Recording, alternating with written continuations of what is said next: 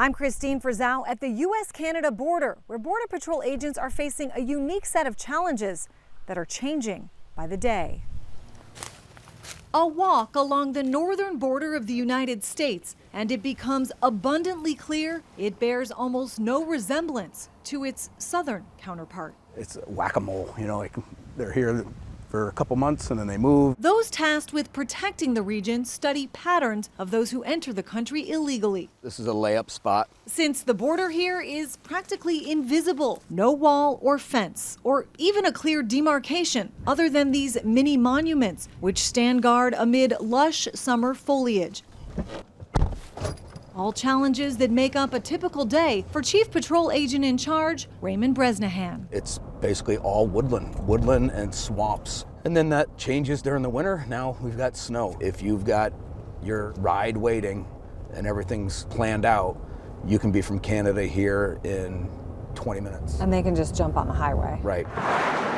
The border with Canada, more than 5,500 miles, more than twice as long as our border with Mexico. We have significantly less resources than the southern border has to patrol 2,000 miles of border between the United States and Mexico. Robert Garcia is chief of the Swanton sector, the busiest sector in the north. While they rely heavily on technology, his agents lack even basic roads to drive cars on to patrol. This is the busiest location on the northern border for flow of illicit goods and contraband. Are we talking about drugs and guns and? Yes, drugs, guns, people, any commodity that the criminal organizations can make a profit. The northern border, also the site of an alarming trend. More than 1,200 people on the terror watch list encountered at ports of entry in the north during the past 4 years, compared to just over 300 at the southern ports. What does this tell us that all these terror suspects are coming through in the north? It's the easiest entry. The most dangerous people in the world are finding the easiest way to get to America. And they're saying, I'm not going to get down and wade through a river, or I'm not going to have to cut through barbed wire.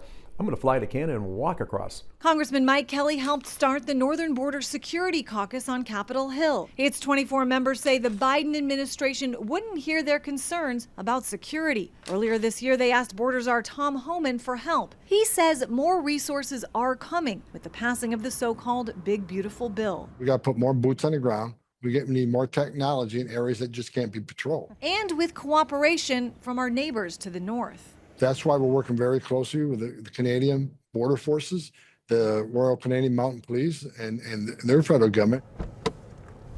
Resources welcomed by those on the front lines. This was getting hit hard for a while, but then we deployed our technology and now they moved somewhere else. For Spotlight on America, I'm Christine Frizzau.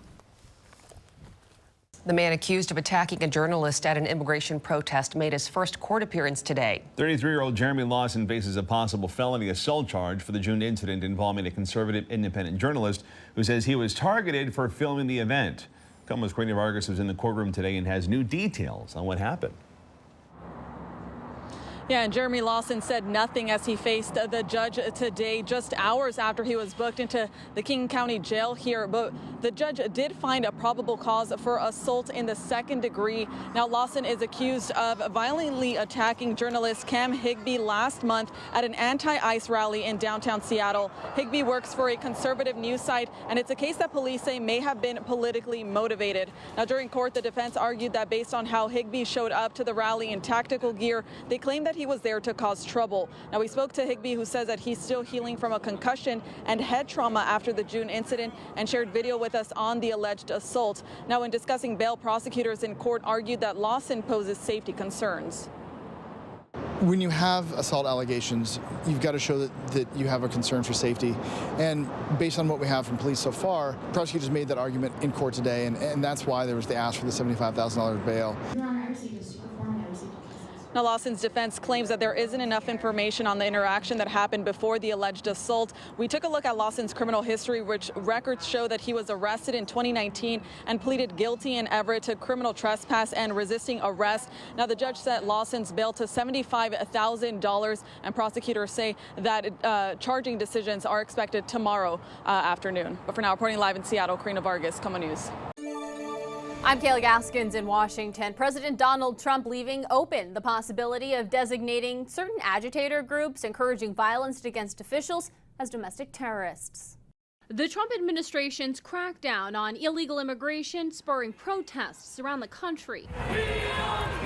Some of those turning chaotic and even violent. In Southern California, rocks thrown at ICE agents last week, sending one to the emergency room. And this scene playing out on a bridge connecting northern Kentucky to Cincinnati. And in Seattle, protesters blocking off streets and starting fires. If you throw a stone at an ICE vehicle or an officer, those days are over.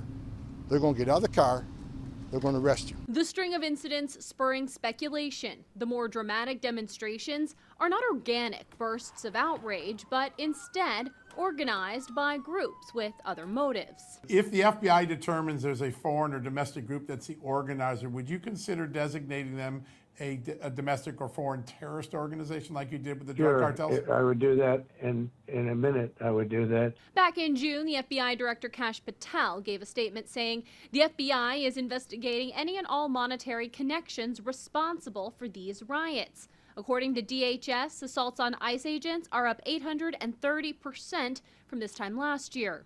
On Thursday in Dallas, an illegal migrant trying to escape ICE sped away in a van, dragging an ICE agent nearly a block. The men and women of ICE are heroes. They are putting their lives on the line every day to get the worst of the worst. LA Mayor Karen Bass doesn't agree. People have been terrorized and terrified. These masked men without uniforms, unmarked cars, no license plates, jump out of cars with guns and just snatch people and detain them off the streets.